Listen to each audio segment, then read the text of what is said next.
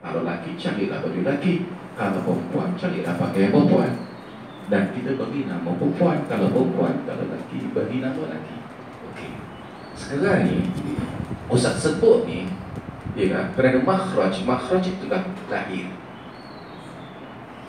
Makhraj asal perkataan kharaja, keluar. Pada lahir lah. Bila dah lahir, barulah kita bagi nama. Nama bagi nama, baby hijau, merah, putih, melekat. Itu sifat-sifat. Sama juga apabila kita kata makhraj tersebut ialah keluarnya huruf. Ya, di mana tempat keluar huruf? Pertama, itu dia kata makharij, tempat keluar huruf. Kemudian sifat dia, kalau tak sifat dia apa? Dan sifat dia apa? Okey. Makhraj secara umumnya ada 5. Makhraj secara umumnya ada 5. Ya.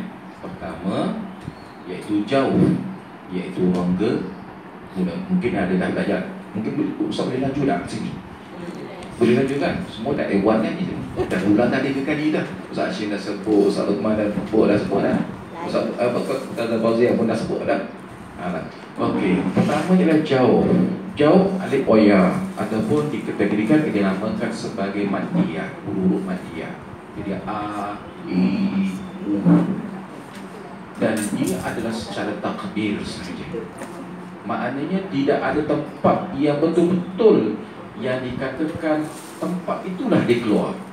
Jauh maksudnya rongga mulut dengan rongga halqum dia keluar. Kalau kita tutup sini memang tak keluar lah. Sama ada daripada halqum ataupun daripada mulut. Sebab suara itu keluar daripada peti suara bawah, daripada pernafasan kita. Sebab itu kalau kita nak keluarkan, dia ada iringan, sama ada keluar suara ataupun keluar nafas. Itu dalam sifat-sifat yang kita akan jelaskan nanti. Okey, jadi yang pertama tu jauh, ya, keluarnya 3 huruf, iaitu alif waw ya maddiyah. Alif waw ya maddiyah. Kenapa maddiyah? Dia hanya untuk memanjang saja. Dan ia adalah takdir. Ya, takdir, ya. Kena tulis, boleh ke? Boleh ke?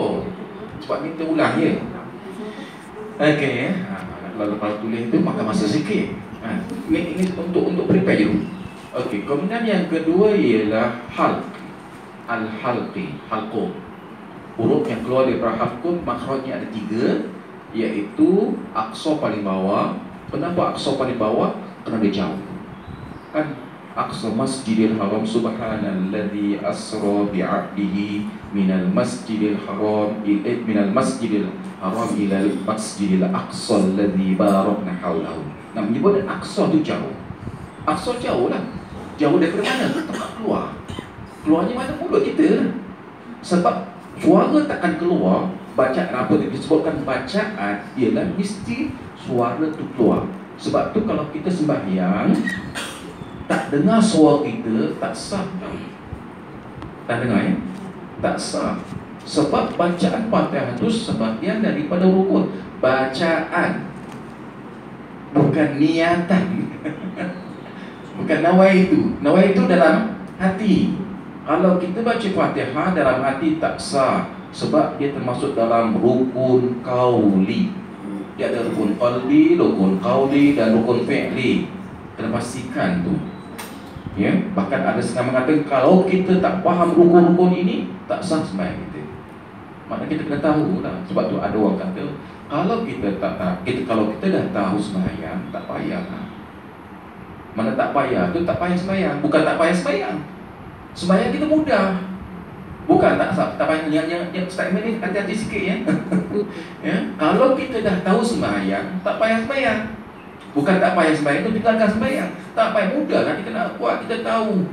Kan? Waktu zuhur bila? Mana waktu zuhur itu adalah syarat sah sembahyang. Ambil wuduk tu syarat sah sembahyang.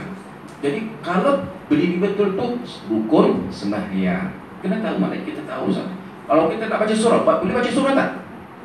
Kalau kita terlupa baca surah, sah tak sembahyang kita? Sembahyang, sah sembahyang kita sebab surah itu sunat ya. Kalau kemudian antara rukuk dalam setiap rakaat, setiap rukun tu kita tak baca apa-apa, sekat rukuk, sujud, tidak semua ya. Sah sampai tak sembahyang, tak sembahyang kita sah tak?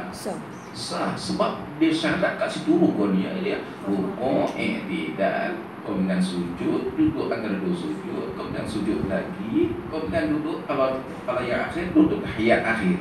Cuma tahiyat akhir tu termasuk rukun kau ni. Tapi tahiyat awal tak termasuk kan. Jadi janganlah batalkan sembahyang.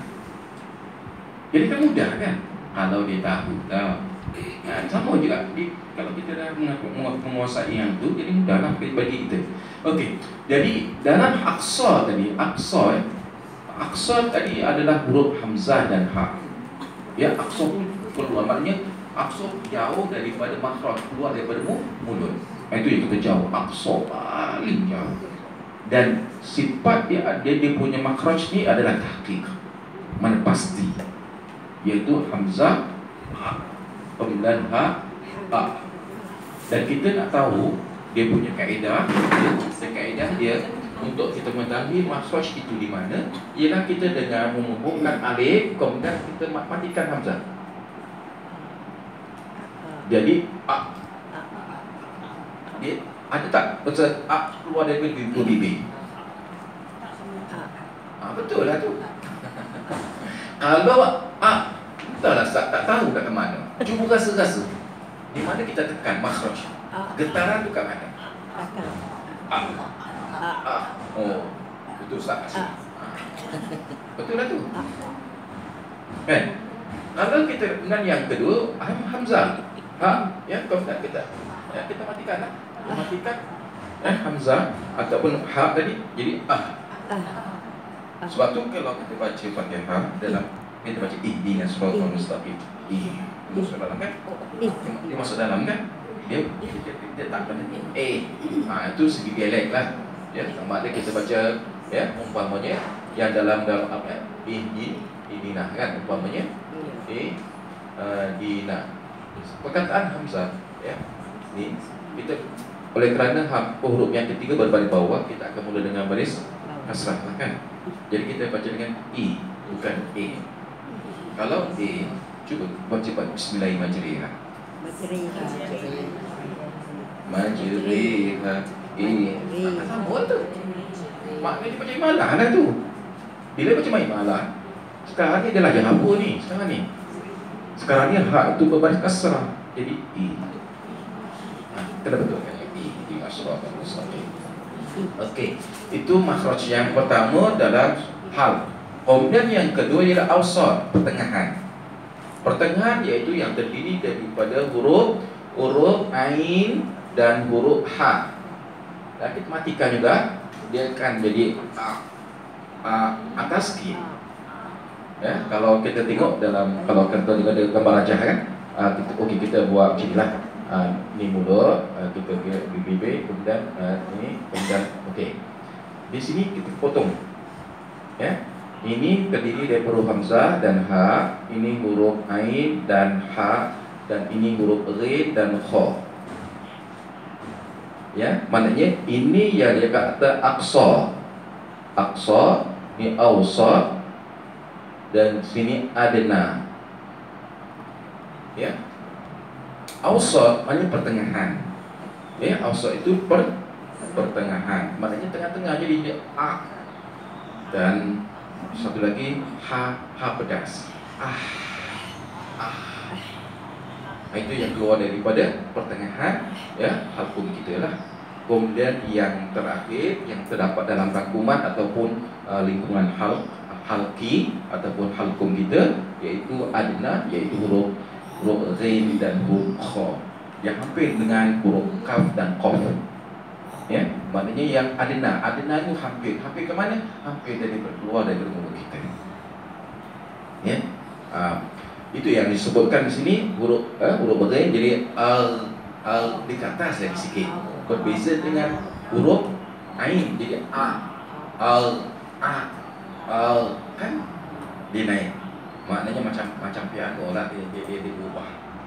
Kita boleh tekan dia berubah. Maksud yang makhraj dia ialah kita apabila kita menekan pada makhraj, maka akan keluar dah huruf itu. Sebab itu kalau kita kata umpamanya huruf ba, ya, kita tekan macam nak tekan ba, maknanya keluar daripada dua bibir. Pasti dah, kan? Huruf dan macam mana huruf dan? Ada, iaitu hujung lidah bertemu dengan pangkal gigi bahagian atas, jadi ada. Tapi itu pun sama juga, auto, kan?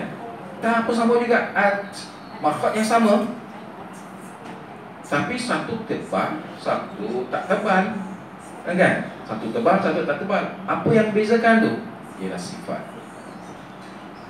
Ya, okey. Jadi sekarang yang seterusnya ialah maknanya dari halqi ini keluar daripadanya 3 makhraj.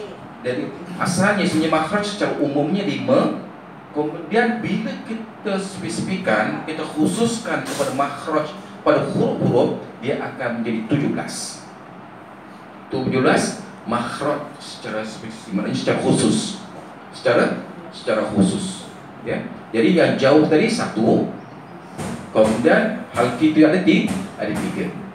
Kemudian kita masuk kepada lidah ada 10 tempat makhraj. 10 tempat makhraj. Apa dia? Ya, kita tengok daripada lidah sini. Kalau kita tengok lidah kita sini, kan, kita lidah sini, maknanya dia akan bermula daripada sini, pangkal lidah. Ya, pangkal lidah kita, kan, lidah kita akan bermuka pangkal kat sini, kan? Pangkal. Jangan nyuruh. Kalau orang biasa orang suka makan coklat, kan, kita nak gemuk tapi nak makan coklat, ingat kan? Makan juga. Belum balik. Kan rugi, kan? Tapi syukur pada nikmat Allah SWT. Ya, boleh ada benda lain, kan? Okey. Jadi pangkal lidah ni dia ada satu makhraj, ya, iaitu yang keluarnya huruf qaf dan kaf. Pangkal, kan? Kemudian atas sikit huruf kaf. Ya? Perbezaan di antara qaf dan kaf, antara syaddah dan qalqalah. Syaddah pada kaf, qalqalah pada qaf. Sebab tu kalau kita Allahu Akbar, itu tak betul. Dia Allahu itu adalah hamas namanya. Sedangkan yang qalqalah macam bil haqq itu qalqalah yang membezakan. Nanti insyaAllah Ustaz akan cuba jelaskan macam mana kita nak fokus, nak menyatakan bahawa qaf ini ada sifat-sifat macam ini. Kita boleh fokus sebenarnya, ya, dan mudah sebenarnya, tak susah pun, ya, tapi kena cara. Sebab belum Ustaz mengajar apa, memang Ustaz berpening kepada juga, kita nak cari pengalaman, kan. Jadi alhamdulillah, daripada satu hari ke satu hari mengajar, daripada masjid ke masjid, daripada surau ke masjid, dan macam-macam itulah, akhirnya dapat satu idea untuk memudahkan bagaimana kita nak menguasai sifat huruf dalam satu pengajian. InsyaAllah kita akan cuba, ya. Kemudian kita cuba aplikasi dalam surah ayat kursi nanti. Okey, kemudian yang kedua, naik terus, ya. Ini qaf dan kaf. Qaf dan kaf, ya. Qaf dan kaf iaitu pada pangkal lidah. Kemudian kita terus kepada tepi, ini tepi lidah, iaitu keluarnya iaitu huruf da, iaitu tepi lidah kiri ataupun kanan, ya, ataupun dalam istilahnya tepi hujung lidah, ya. Maknanya kalau maksudnya tepi hujung lidah ni sebelah sini lah, ini kiri ataupun kanan, tepi hujung lidah sebelah kiri ataupun sebelah kanan yang diangkat ke geraham sebelah atas. Dan huruf dot ini satu-satu dot yang mempunyai sifat istidhalah, memanjang. Sebab kenapa memanjang? Sebab nak angkat, ya, dari bawah nak angkat atas, kemudian kena tekan, kan? Jadi dia memerlukan proses yang agak panjang. Itu yang dikatakan istitolah pada dot ini, dia akan dibaca dengan kadar 1 harakat setengah. ya, tak sampai pada 2 harakat, tapi antara 1 harakat setengah hingga 2 harakat ya. Sebab tu ghairil maghdubi alaihim walau bukan walau ya, wala ya, ghairil maghdubi alaihim walau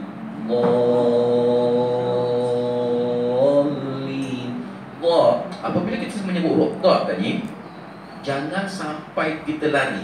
Maknanya kekalkan huruf dha tadi, maknanya kedudukan tepi hujung lidah sama ada kiri ataupun kanan, menekan pada makhraj sehingga selesai sebut dha.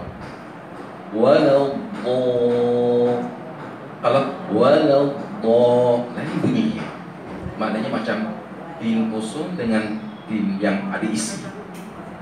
Yang kita nak tim yang ada isi, maknanya padu, bukan tang ya, dia beza. Sebab tu kita boleh tahu orang ni dot dia lidah dia kat tengah ke kat tepi.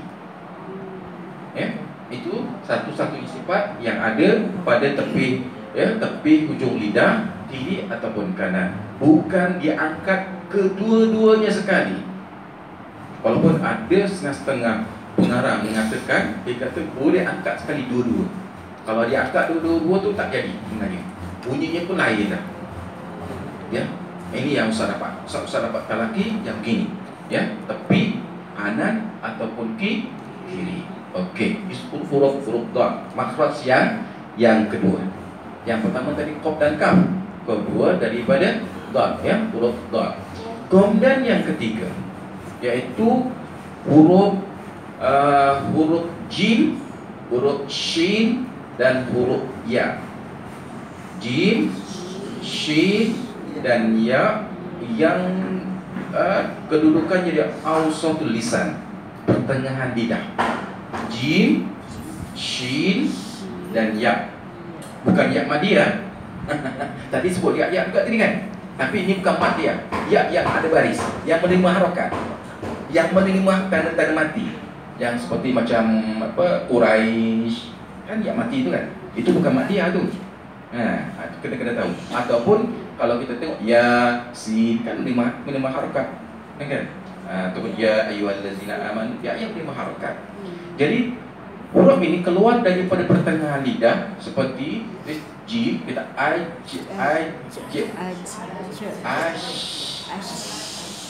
jim dia ada qalqalah, shin ada tabashi, dan ya tak ada apa-apa lah, jadi ai. Sebab dia jadi li, jadi ai.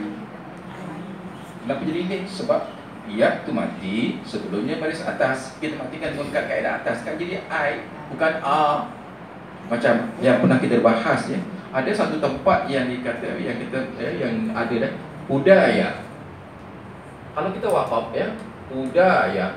Kalau kita wakaf akan jadi apa? Budai. Ke budai. Memang tak betul. Kena dah. Kan salah sebut tadi. Sekarang ni kita mati pada ya kan sebab dia arid. Ke kita jadikan dia mad lin? Ni mad lin ke mad arid sukun? Arid li sukun. Mad arid sukun yang betul, bukan mad lin. Sebab mad lin tu ada ke alif? Tak ada. Mad lin waw dan ya aja. Waw dan huruf ya sahaja. Jadi tak isu lah. Jadi kalau kita baca budai, itu yang betul. Buddha panjang kan? 2, 4 dan 6. Buddha je. Jangan budai. Budai. Ini banyak tempat ni. Dalam surah Al-Baqarah pun ada, dalam surah Yusuf pun ada. Ya, yang selalu terpangkap ni ada ni. Ya, iaitu apa? Qul nahbitu minha jami'a fa imma ya'tiyannakum minni hudan faman tabi'a hudaya. Faman tabi'a, kalau kita wakaf kan tak perlu kan ayat panjang. Ya, qul nahbitu minha jami'a fa imma ya'tiyannakum minni hudan faman tabi'a hudaya fala. Kalau wasal tak masalah. Tapi bila kita faman tabi'a hudai, oh betul. Faman tabi'a hudai, itu lin tu. Itu tak boleh. Maknanya itu salah. Ya, itu persepsi kadang-kadang orang tersilap jangka. Dia ingat dia lin, rupanya mat arid disukun. Okey. Itu selesai. Maknanya di sini kan yang di tengah-tengah ini huruf jim, ya, huruf jim, huruf shin dan huruf ya. Ya, huruf ya. Cuma sangat beritahu huruf ya yang terdapat di dalam Al-Quran di hujung kalimat dia tidak titik. Huruf ya di dalam Al-Quran Rasul Asmani. Ini info sikit lah, banyak. Ustaz banyak sangat yang nak bagi. Tapi sikit-sikit ya. Huruf ya, cuba tengok dalam Al-Quran Rasul Asmani, Al-Quran yang puan-puan ada yang ada di hadapan tuan-puan menimut. Sebenarnya tidak ada titik apabila dia berada di hujung kalimat. Ya, bukan alif maksurah. Ya. Ya. Takkan ada huruf ada titik, tak ada titik. Ya. Itu metod ni, metod Rasul Asmani. Okey, kemudian seterusnya makhraj yang keempat. 1, 2, 3, 4 ya. Kita tengok keempat, iaitu melibatkan hujung lidah ini. Yang melibatkan hujung lidah ini banyak cerita sebenarnya. Ya. Kita buat bibir dah. Okey, kemudian hidung lah. Okey. Di sini hujung lidah kita ni, oleh kerana dia hujung, dia boleh bergerak ke kiri, dia boleh bergerak ke kanan, boleh bergerak ke atas, boleh bergerak ke bawah. Dia buat aksi akrobatik. Dia buat aksi akrobatik. Orang suka sangat tengok akrobatik. Tapi ustaz ni malu sikit. Dia sebab dia pakai baju memang solid betul-betul. Sebab akrobatik kan. Okey, kita tak tahu cerita hak asli isi sudu. Cuma kita nak jelaskan lidah kita ni dia boleh ke atas, iaitu pangkal lidah kita, pangkal gigi ataupun gusi bahagian atas, satu. Kemudian antara gigi atas dengan gigi bawah, dua. Kemudian ujung lidah kita kena pangkal gusi bahagian bawah. Kat situ ada tiga. Kemudian satu lagi hujung lidah ni kena pangkal ataupun dia perut sedikit ataupun di hujung tu malu sedikit ya, untuk huruf lam, kemudian huruf ra dan huruf nun yang kena langit-langit keras bahagian depan. Langit-langit keras bahagian depan. Bahagian depan kita ada langit-langit keras ya. Kat belakang langit-langit lembut. Kat depan ni langit-langit keras. Maknanya dekat situ dia ada 4 makhraj. Ada 4 makhraj, iaitu bawah, tengah, atas, kemudian langit-langit. Cuma dalam bahagian langit-langit ini dia ada khilaf. Ada yang kata 1, ada yang kata 2, yang melibatkan lam dan ra dan nun. Ada yang mengatakan 3. Itu khilaf di kalangan ulama lah ya. Kalau yang kata 16, dia kata 2. Kata yang kata 17, yang 17 tu kata 2, lam tu lain, nun dan lam, nun dan ra itu satu makhraj ya. Itu yang dikatakan dia akan berbeza.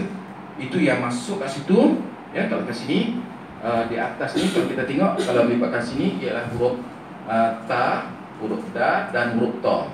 Kemudian tengah huruf ta, huruf za dan huruf za. Kemudian di bawah huruf sin, huruf zai dan huruf sad. Kemudian yang melibatkan di atas sini, yang melibatkan lam, ra dan nun ya. Di sini dia ada spek sini, maknanya 2 makhraj, iaitu hujung lidah. Dia kena langit-langit atas ataupun kalau dalam bahasa Arab hunukul a'la. Ya, hunukul a'la. Maknanya langit-langit atas. Ya. Jadi ada berapa surah ni? 1, 2, 3, 4, 5, 6, 7, 8. Mana satu lagi? Shin, jim, ya. Dia kata 10. Sab tengok. Huruf dot ada dah. Apa yang terlepas? Ra. Tak dah ada dah. Itu dah atas. Masuk dah. Huruf sod tak tahan. Dah ada bawah. Dah ada bawah. Bawah. Lidah. Saya rasa dah cukup tak Ustaz? 1, 2, 3, 4, 5, 6, 7, 8, 9, 10. Oh, okey. Maknanya lam, nun dan ra dia split menjadi 3 makhraj. Dah Ustaz. Cukup 10 tu. 10. Ya, jadi 10 yang keluar daripada lidah. Okey. Cuma kita nak tahu macam mana. Ni nak tahu macam mana kita nak sebut. Ya, dah hujung lidah Cuma nak pastikan dan sifat ataupun huruf-huruf ini keluar secara tahqiq. Mana pasti tempat dia, kena pasti. Macam umpamanya yang dibatkan tadi macam qaf, kaf di pangkal lidah. Dha di tepi tepi hujung lidah kiri ataupun kanan. Shin, jim, shin dan ya di tengah-tengah lidah. Kemudian di hujung lidah ni. Kemudian kita ambil yang 3 pertama, iaitu yang melibatkan hujung lidah kena pangkal gusi ataupun pangkal gigi gunting bahagian atas atau ataupun auf. Jangan fikir tebal lipi dulu. Yang kita kena fokus sekarang ni ialah makhraj dia, tempat yang kita kena tekan. Baru keluar huruf macam qalqalah, keluarlah qalqalah ni. Qalqalah tu sifat hasil daripada penekanan pada makhraj. Makin kita tekan kuat pada to, makin kuat meletup dia. Kenapa meletup? Yang qalqalah lantunan lah. Dia macam spring. Kalau kita tekan tak kuat, jadi bunyi tak apa, bunyi perlahan lah. Tapi kita kena kuat. Sebab apa? Sebab to ni kalau kita himpun sifat-sifat yang ada, dia adalah huruf yang paling kuat berbanding dengan huruf-huruf yang lain. Macam mana nak tahu? Nanti tunggu sebab ini. Okey Jadi sekarang ni kita nak keluar huruf ta, huruf dal, huruf ta, iaitu di hujung lidah kena pangkal gigi gunting bahagian atas. Semua ada ya? Semua ada Semua ada gigi gunting ya. Nak cut shape lah. Biasa gigi depan ni jangan jatuh dulu. Dia biasa jatuh geraham. Kalau tak apa, dia cari gigi palsu lah. Kalau ada gigi palsu, minta maaf, dia tak rasa. So apa, dia akan istilah gigi palsu ni bukan kat gigi je, dia akan tutup bahagian langit-langit itu yang tak rasa tu. Sebab saya tahu, sebab mak saya pakai. Itu cara pada kita. Bila kita tanya pun memang pun sebenarnya bila kita pakai gigi palsu, dia kena istilahnya kena mumarasah, kena berlatih. Lidah tu kena kita latih sebab yang merasa ialah lidah kita. Kat mana? Mana yang kita nak tekan? Kalau betul tempat dia tekan, maka insya-Allah dia akan keluar dengan makhraj yang betul. Dan kita dapat bacaan. Sebab inilah kaedah untuk kita mendekatkan diri kita untuk membaca ayat-ayat Quran dalam suara Arab. Sautul Arabi. Kalau tak, kita tak dapat main kita anggar-anggar dia, kita dengar-dengar je. Bila orang betul ke, kita dah agak belah. Sebab kita tak ada pegangan. Tapi bila kita ada pegangan, tak sah. Mesti yang tadi mesti hujung lidah kena pangkal gigi gunting bahagian atas. Cuba Ustaz sebut. Kita dah pasti kan? Maka tak berubah. Sebab kita dah pasti dah. Dia dah pasti di mana makhraj dia. Jadi hujung lidah kita kena pangkal gigi gunting bahagian atas. Jadi yang tu hamas sebenarnya. Hamas kerana dia ada tak bersifat dengan hamas. Kemudian macam dal, Kenapa Kenapa tak Sebab dah adalah satu sifat daripada sifat-sifat qalqalah. Cuma tak seperti ta. Kalau ta, tebal lagi. Sebab ta memang hurufnya tebal. Okey. Kemudian itu yang melibatkan hujung lidah kena pangkal gigi gunting bahagian atas. Kemudian yang bahagian bawah pula ialah huruf sin. Nanti dulu huruf sin, huruf zai dan huruf sad. Macam mana? Biasakah rasanya kat atas je kan? Biasanya bismillah tak rasa dah hujung lidah kita kena pangkal gigi bahagian bawah. Kena betulkan kena biasakan. Dan bila kita biasakan, dia akan menjadi biasa pada kita. Sebab kita tak biasa, mungkin kita tidak yakin di mana sebenarnya maksud sod, sod, ujung lidah kena pakai. Sod, pastikan ujung lidah kena pangkal gigi gunting bahagian bawah. Sod, azai, az, aus, kemudian as. Kalau kita boleh bezakan antara as, aus, okey dah tu. Sebab ketiga-tiga huruf ni dia mempunyai sifat sofir. Sifat sofir apa dia? Sifat yang siulan. As. Seperti bunyi unggas. Ya, az seperti bunyi lebah. Aus seperti bunyi angsa. Itu biasalah istilah-istilah tu. Kalau ada berdangsa, tapi masyarakat tak berdangsa macam mana. Tapi dengar-dengar gitulah. Kalau tak nak dengar pergi su. Dia dansa. Atau kita cari angsa, tak jadi model. Ya, boleh bagi model, jangan berak cukup.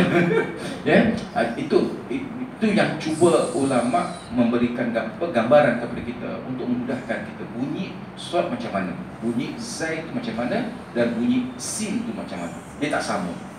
Walaupun segi sudut sofir dia, namanya dia mempunyai sifat sofir, siulan. Ya, hasilkan apa siulan tadi? Kerana hasil penekanan pada makhraj. Hasil penekanan pada makhraj. Baik. Kemudian yang ketiganya ialah huruf sa dan sa. Za. Fa iaitu di antara gigi atas gigi bawah. Ujung lidah macam istilahnya macam kita jeli sikitlah, tapi ujung lidah. Jadi fa. Ya, fa. Tapi di kecenderungannya ke atas, gigi gunting bahagian atas. Ya, dia tak nganga. Tak bukan itu, tak bukan. Dia fa. Dia ada penekanan, dia merujuk kepada gigi gunting bahagian atas. Jadi fa. Kemudian la. Fa, la, lo. Zo tu kena tebalkan. Pangkal lidah kita, sebahagian pangkal lidah kita, ya, sebahagian besar daripada lidah kita terangkat memenuhi ruang rongga mulut kita, tetapi dalam masa yang sama kita, maknanya ujung lidah kita kena pangkal ataupun kena ujung gigi gunting bahagian atas. Jadi zo. Dia berbeza dengan za. Za dia terbuka. Fa pun terbuka. Ini yang membezakan sebenarnya. Ya, tapi kena aplikasilah kita nak sebut, ya, bahawa kita nampak perbezaan di antara huruf fa, za dan za. Ya, cuma za dia ada sifat rakhawah kat situ. Dia tak seperti ta, ya. Ta dia bersifat dengan syaddah. Nanti kita terus akan sebutkan. Okey, kemudian yang satu yang agak confused, ataupun mungkin kita boleh ceritakan di sini sebagai 3 makhraj sebagaimana yang disebutkan dalam kitab, ya, Ahkam ataupun al